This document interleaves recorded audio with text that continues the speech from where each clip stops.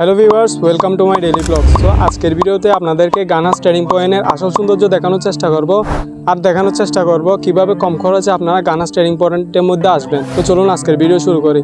প্রথমে আমরা বড়দিঘির পাড় থেকে চাঁদের গাড়িতে করে বাটিয়ালি রাস্তার মাথায় চলে আসি জনপ্রতি 25 টাকা করে। বাটিয়ালি রাস্তার মাথায় এসে আমরা 8 নম্বর বাসে করে জনপ্রতি 15 টাকা করে অলংকার চলে যাই। অলংকার রাস্তার মাথায় এসে আমরা একটি টেম্পুতে করে জনপ্রতি 15 টাকা করে বড়পুল চলে যাই। বড়পুলে এসে যে কাউকে জিজ্ঞেস করলে গানা স্টেডিং পয়েন্ট এরিয়া কোথায় আপনাকে দেখিয়ে দিবে, অথবা আপনারা চাইলে একটি রিক্সা অথবা সিএনজি রিজার্ভ করে আপনারা চলে যেতে পারবেন। আমরাও একটি রিক্সা রিজার্ভ করে নিই 50 টাকা দিয়ে গানা স্টেডিং এরিয়ায় যাওয়ার জন্য। আজকের ভিডিওতে আছি আমি আর নুহিন মামা। আগেই বলে রাখি, গানা স্টেডিং এরিয়াটি পড়ছে হচ্ছে হালি শহরের মধ্যে। আপনারা যারা শহর থেকে আসবেন তারা এখান দিয়ে আসতে পারবেন, আর যারা গ্রাম থেকে আসবেন তারা বাটিয়ালি দিয়েও আসতে পারবেন। কিছুক্ষণ চলার পর আমরা গানা স্টেডিং পয়েন্ট এরিয়ার মধ্যে চলে আসি। রিক্সা অথবা সিএনজি নিয়ে আসলে হয়তো আপনাকে নিচে নামাই দিতে পারে। আপনি একটু উপরে আসলেই গানা স্টেডিং পয়েন্ট এরিয়াটি দেখতে পাবেন।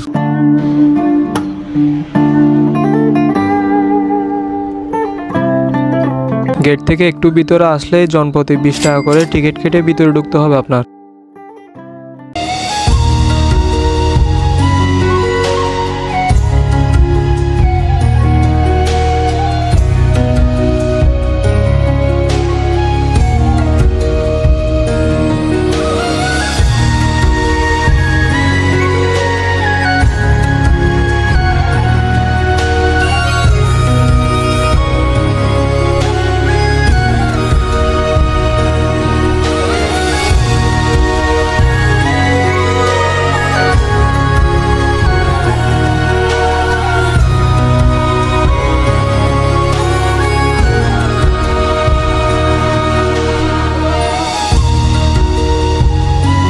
আমরা এখন উত্তর পাশে চলে আসছি। একটি ছোটখাটো একটি সুইচ গেট। এদিক দিয়ে কোনো পানি ভালো করে তেমন একটা পানি আসা যাওয়া করে না। এটি এখন অকেজু অবস্থায় আছে। তো চলুন আমরা একটু ভিউ দেখাই আপনাদেরকে। মামু এখানে আসলে খালি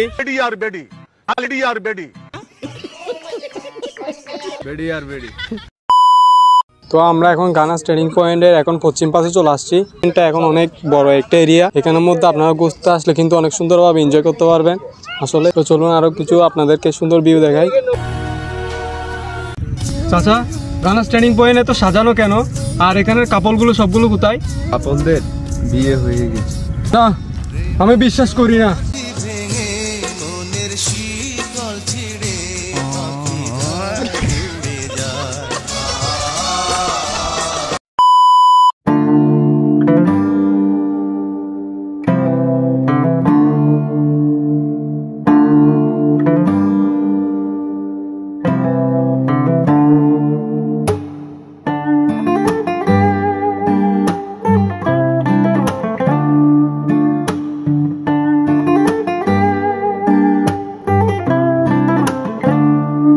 তো আজকের ভিডিওটি এই পর্যন্তই। দেখা হবে নতুন কোনো ব্লগ অথবা ফানি ভিডিওতে। আজকের ব্লগটি কেমন লাগছে অবশ্যই কমেন্ট করে জানাবেন। ধন্যবাদ সবাইকে।